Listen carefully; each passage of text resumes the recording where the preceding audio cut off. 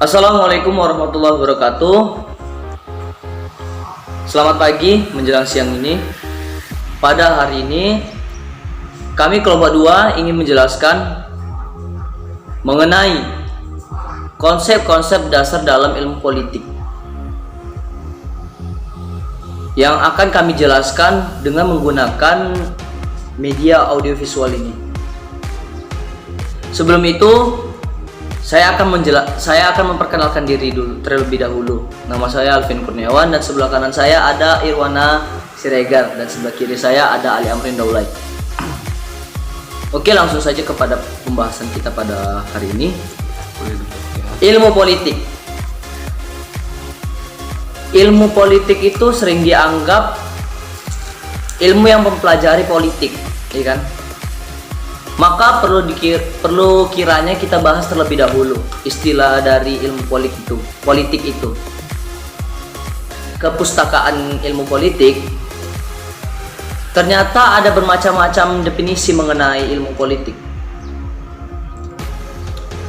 Pada umumnya dikatakan bahwa politik itu ialah bermacam-macam kegiatan dalam suatu sistem politik atau disebut dengan negara, ya.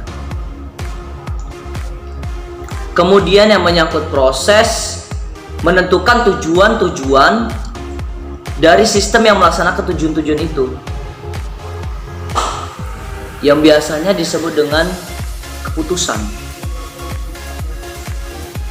Kemudian mengenai tentang apakah tujuan dari sistem politik itu menyangkut seleksi antara beberapa alternatif penyusun skala prioritas yang bertujuan untuk melaksanakan tujuan-tujuan itu, perlu ditentukannya kebijakan-kebijakan pengaturan dan pembagian yang biasa disebut dengan distribusi atau alokasi. Kemudian untuk melaksanakan kebijakan-kebijakan itu perlu memiliki kekuasaan, ya, kekuasaan atau power dan kewenangan yang akan dipakai baik untuk membina kerja maupun untuk menyelesaikan konflik yang timbul dalam proses ini. Selanjutnya yaitu cara yang dipakai dalam bersifat persuasi atau meyakinkan dan bersikap paksaan. Tanpa unsur paksaan, kebijakan ini hanya merupakan perumusan keinginan ya. Dari uraian-uraian sebelumnya telah dijelaskan bahwa konsep-konsep dasar ilmu politik itu ada 5. Pertama yaitu negara. Yang kedua kekuasaan. Yang ketiga pengambilan keputusan. Yang keempat kebijakan. Yang kelima pembagian atau alokasi. Baiklah, langsung kita bahas satu persatu mengenai konsep-konsep dasar ilmu politik. Yang pertama yaitu negara. Negara adalah suatu organisasi dalam suatu wilayah yang mempunyai kekuasaan tertinggi yang sah dan ditaati oleh rakyatnya. Dalam ilmu politik mempelajari tentang negara, tujuan negara, serta lembaga-lembaga negara yang melaksanakan tujuan-tujuan itu. Hubungan antara negara dengan warga negaranya, kemudian serta negara dengan negara lainnya. Selanjutnya yaitu mengenai kekuasaan. Kekuasaan adalah kemampuan seseorang atau sesuatu kelompok untuk mempengaruhi tingkah laku orang atau kelompok lain sesuai dengan keinginan dari pelaku. Jika kita lihat kekuasaan itu inti dari politik, maka bahwa politik adalah semua kegiatan yang menyangkut masalah, merebutkan dan mempertahankan kekuasaan. Biasanya dianggap bahwa perjuangan kekuasaan Ia mempunyai tujuan yang menyangkut kepentingan seluruh masyarakat. Pendekatan ini banyak terpengaruh oleh sosiologi, lebih luasnya ruang lingkup dan mencakup segala sosial seperti serikat buruh, organisasi keagamaan, organisasi kemahasiswaan, kaum militer. Dia lebih dinamis daripada pendekatan institusional karena memperhatikan proses. Ilmu politik yaitu mempelajari kekuasaan dalam masyarakat, yaitu sifat hakiki, dasar, proses-proses, ruang lingkup, dan hasil-hasil. Fokus perhatian pada sarjana ilmu politik tertuju pada perjuangan untuk mencapai atau mempertahankan kekuasaan, melaksanakan kekuasaan atau pengaruh atas orang lain, atau menentang pelaksanaan kekuasaan itu. Oke, baik, selanjutnya akan dibahas oleh rekan saya. Assalamualaikum warahmatullahi wabarakatuh. Di sini saya akan menjelaskan pembahasan yang kedua tentang pengambilan keputusan dan kebijakan umum. Baik, di sini yaitu ada pengambilan keputusan. Pengambilan keputusan adalah suatu proses menentukan pilihan berdasarkan alternatif-alternatif yang disusun.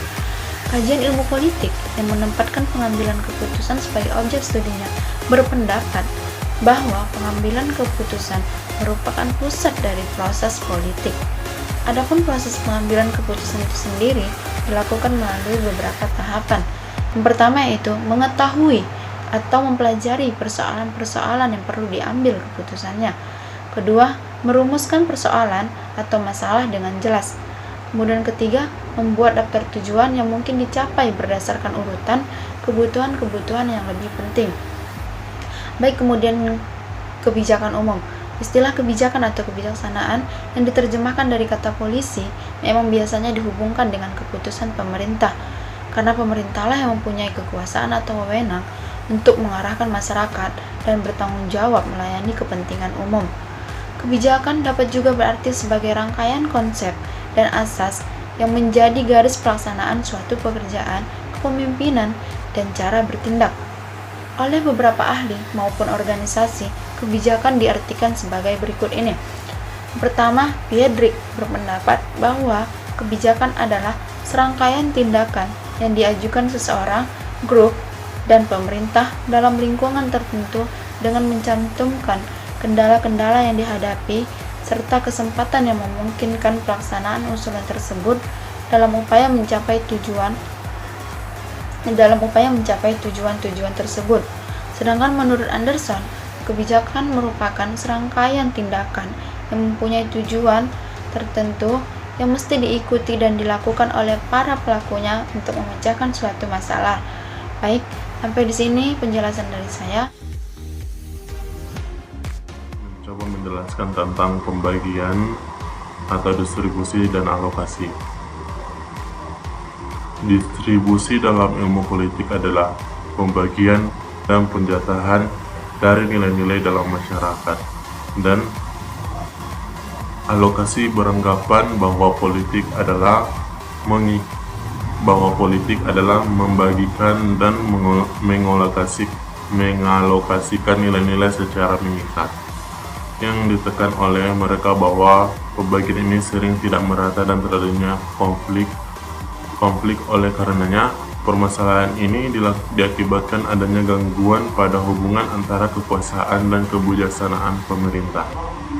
Ada dua asumsi dasar yang mengantarkan pentingnya konsep distribusi dan alokasi sebagai bagian dari konsep ilmu politik.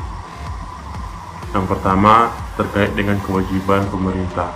Misalnya dalam ekonomi, pemerintah memiliki kewajiban untuk distribusi bahan bakar, distribusi hasil pertanian, alokasi dalam pembangunan, dan sebagainya. Dalam bidang politik, ada distribusi kekuasaan antara rakyat dan pejabat publik dalam birokrasi dan administrasi, dan kewajiban untuk menjelaskan distribusi kekuasaan antar lembaga politik yang ada dalam struktur pemerintah. Pada sisi kedua, yaitu terkait dengan hakikat politik dan negara itu sendiri sebagai sebuah organisasi sosial yang yang terdiri dari sebagai kepentingan. Maka masalah distribusi, kekuasaan, dan alokasi menjadi hal yang sangat penting, bukan hanya dalam sisi ekonomi, tetapi juga dari sisi kekuasaan politik itu sendiri. Menurut Miriam Budiarjo pada tahun 1992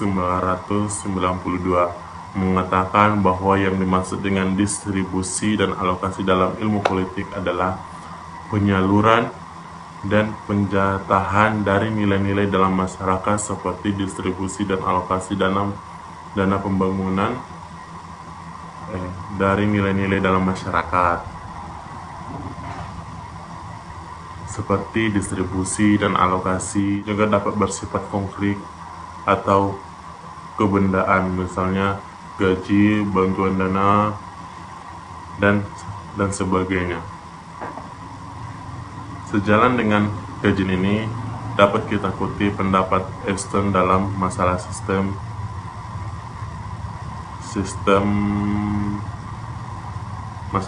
politik. Dalam pemikiran Easton, sistem politik adalah keseluruhan dari interaksi yang mengakibatkan pembagian oleh yang berkuasa dari nilai-nilai untuk dan atas nama suatu masyarakat. Menurut Harold Laswell pada tahun 1958, sarjana ilmu politik yang menekan penyaluran dan penempatan sebagai kajian politik menganggap bahwa politik adalah penyaluran dan pengalokasian nilai secara mengikat. Masalah-masalah penyaluran dan pengalokasian berhubungan dengan kekuasaan dan kebijakan pemerintah. Fungsi pemerintah tentang distribusi atau alokasi. Fungsi ekonomi pemerintah menurut pandangan ekonomi publik dan ada tiga fungsi. Ada tiga fungsi ekonomi yang diciptakan ide-ide baru, terutama yang berhubungan dengan pembangunan. Pada dasarnya, sumber daya yang dimiliki suatu negara adalah terbatas. Pemerintah harus menentukan beberapa besar dari sumber daya yang dimiliki akan dipergunakan untuk memproduksi barang-barang publik dan seberapa besar akan digunakan untuk memproduksi barang-barang individu.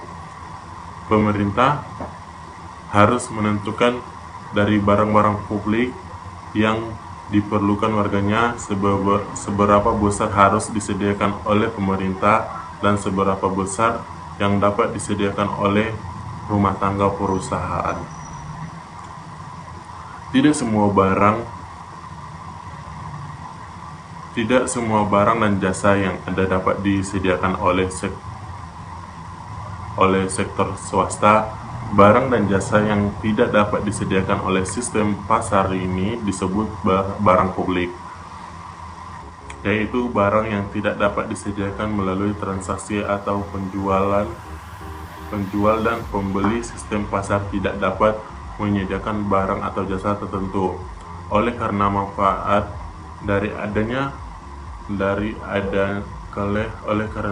adanya barang tersebut tidak hanya dirasakan secara pribadi, akan tetapi dinikmati oleh orang lain. Barang publik adalah barang yang baik secara teknis maupun secara ekonomis tidak dapat ditetapkan prinsip pengecualian atas barang tersebut. Barang yang termasuk dalam barang publik walaupun mempunyai sifat pengecualian, misalnya jalan-jalan dapat disediakan melalui sistem pasar. Oke, cukup sekian yang saya sampaikan.